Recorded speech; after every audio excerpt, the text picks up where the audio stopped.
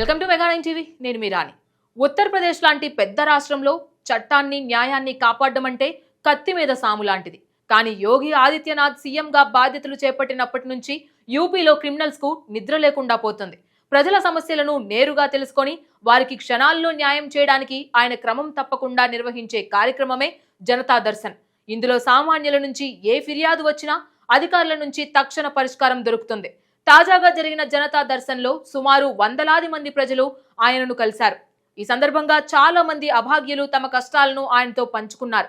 అందులో ఎక్కువగా భూ వివాదాలు, కబ్జాలకు సంబంధించిన ఫిర్యాదులే రావడం సీఎం యోగి దృష్టిని ఆకర్షించింది. దీంతో క్షణం ఆలస్యం చేయకుండా భూమాఫియాపై తన బుల్డోజర్ దింపేందుకు సీఎం అధికారులకు ఆదేశాలు జారీ చేశారు. ఉత్తరప్రదేశ్ లో భూమాఫియాపై యోగి ఆదిత్యనాథ్ ప్రభుత్వం ఉక్కుపాదం మోపుతుంది. సీఎం యోగి ఆదేశాల మేరకు అధికారులు ఈ వ్యవహారంలో మరింత దూకుడుగా వ్యవహరిస్తున్నారు. ఇటీవల జరిగిన జనతా దర్బార్లో ప్రజల నుంచి వచ్చిన ఫిర్యాదులను పరిశీలించిన సీఎం భూ కబ్జాదారులపై కఠిన చర్యలు తీసుకోవాలని స్పష్టం చేశారు. తమ ఆస్తిని, భూములను కొందరు పలుకుబడి ఉన్న మాఫియా లీడర్లు కబ్జా చేశారని పేదలు మొరపెట్టుకుంటున్నారు. ఆ అభాగ్యుల కన్నీళ్లు చూసిన ఆయనకు తీవ్రమైన కోపం వచ్చింది. వెంటనే అక్కడున్న ఉన్నతాధికారులకు ఆయన ఒక ఫైనల్ వార్నింగ్ ఇచ్చారు. పేదల భూములను లాక్కునే ప్రయత్నం చేసినా లేదా చట్టాన్ని ఉల్లంఘించినా ఎంతటి వ్యక్తినైనా సరే వదిలిపెట్టే ప్రసక్తే లేదని ఆయన తేల్చి చెప్పారు.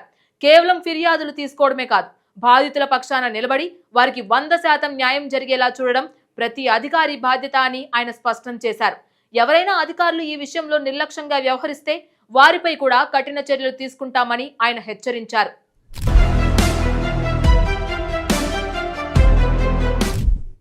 యూపీలో ల్యాండ్ మాఫియా ఆటలు ఇక ఏమాత్రం సాగవు.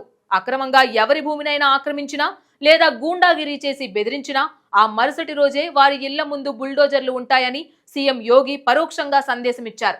నేరస్తుల పట్ల తన ప్రభుత్వానికి జీరో టాలరెన్స్ విధానం ఉందని ఆయన మరోసారి రుజువు చేశారు.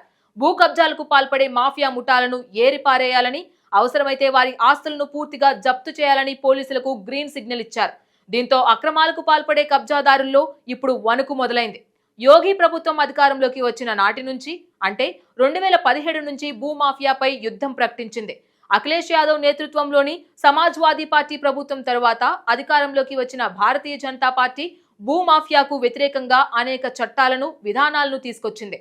ఉత్తరప్రదేశ్ యాంటీ భూమాఫియా టాస్క్ ఫోర్స్ ను ఏర్పాటు చేసింది. ఈ టాస్క్ ఫోర్స్ ఏర్పాటు ప్రధాన లక్ష్యం భూ కబ్జాదారులను గుర్తించడం, వారిపై చట్టపరమైన చర్యలు తీసుకోవడం. 2017లో ఏర్పాటు చేసినప్పటి నుండి ఏఎల్టీఎఫ్ 70,000 ఎకరాలకు పైగా భూమిని అక్రమ కబ్జాదారుల నుండి విడిపించింది.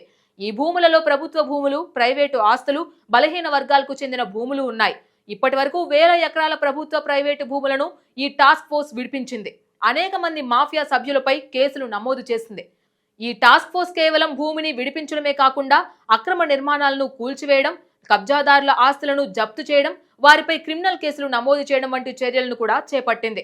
ఇప్పటి వరకు 2500 మందికి పైగా భూ కబ్జాదారులను అరెస్ట్ చేసి వారిపై కఠిన సెక్షన్ల కింద కేసులు నమోదు చేశారు. ముఖ్యంగా గ్రామీణ ప్రాంతాల్లోని పేదల భూములను కాపాడడమే ప్రభుత్వ ప్రధాన లక్ష్యం. గత ప్రభుత్వ హయాంలో మాఫియాకు కొందరు రాజకీయ నాయకుల అండదండలు ఉన్నాయని ఆరోపణలు వెల్లువెత్తాయి.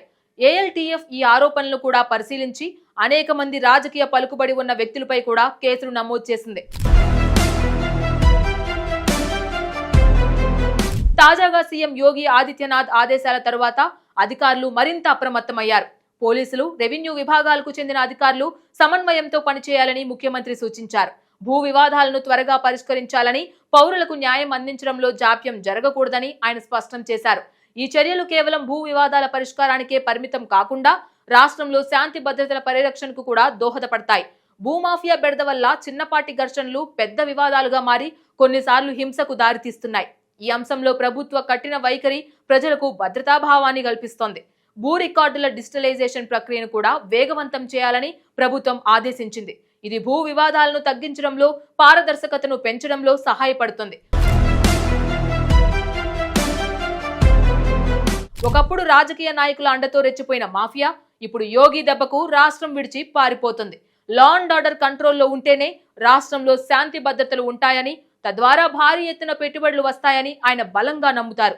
అందుకే నేరస్తులకు, కబ్జాదారులకు యూపీలో స్థానం లేదని ఆయన తన యాక్షన్ ద్వారా పదే పదే నిరూపిస్తున్నారు.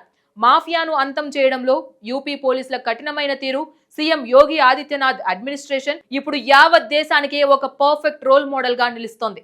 పేదల కన్నీళ్లు తుడవడానికి, సమాజంలో న్యాయాన్ని నిలబెట్టడానికి ఒక నాయకుడు ఎంత కఠినంగా ఉండాలో యోగి ఆదిత్యనాథ్ ఆచరణలో చూపిస్తున్నారు. ల్యాండ్ మాఫియాపై ఆయన తీసుకున్న ఈ ఉక్కుపాదం భవిష్యత్తులో ఉత్తరప్రదేశ్ ను పూర్తి నేరరహిత రాష్ట్రంగా మారుస్తుందనడంలో ఎలాంటి సందేహమూ లేదు.